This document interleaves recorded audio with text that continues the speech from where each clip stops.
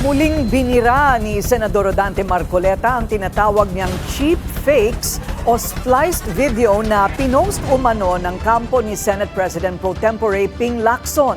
Sinisira daw kasi nito ang kanyang reputasyon. Yan ang agenda report ni Hannah T.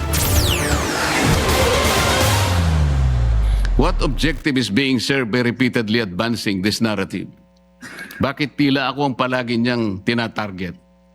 Dinala ni Senator Rodante Marcoleta sa Senate plenary ang hinaing niya tungkol sa di umano'y pag-splice ng video patungkol sa kanyang pahayag kaugnay ng usapin sa Kalayaan Island Group o KIG sa West Philippine Sea.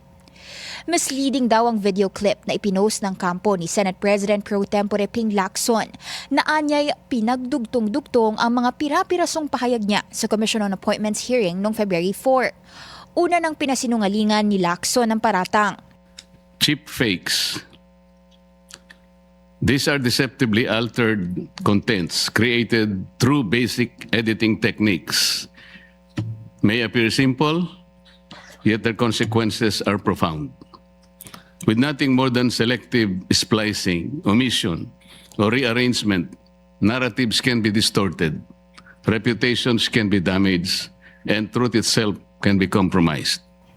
Taken out of context daw si Marcoleta at sa orihinal na pagdinig sa CA, ginamit lang daw niya ang halimbawa ng giving up the KIG bilang hypothetical scenario para ilarawan ang legal complication sa pagdedelineate ng West Philippine Sea.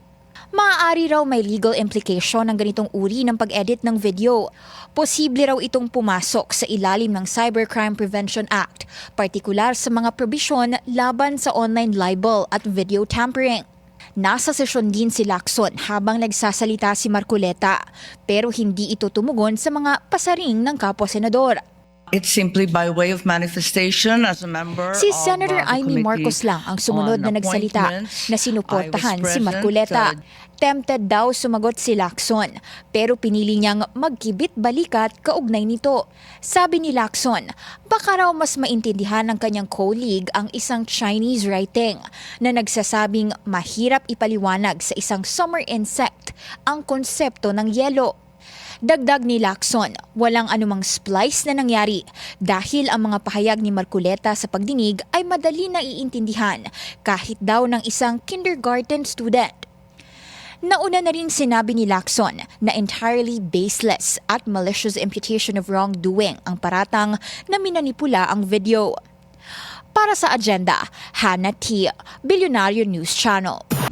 Manatiling nakatutok sa Bilyonaryo News Channel. Sumubaybay sa aming social media accounts at mag-subscribe sa aming YouTube channel para sa mga bago at eksklusibong balita.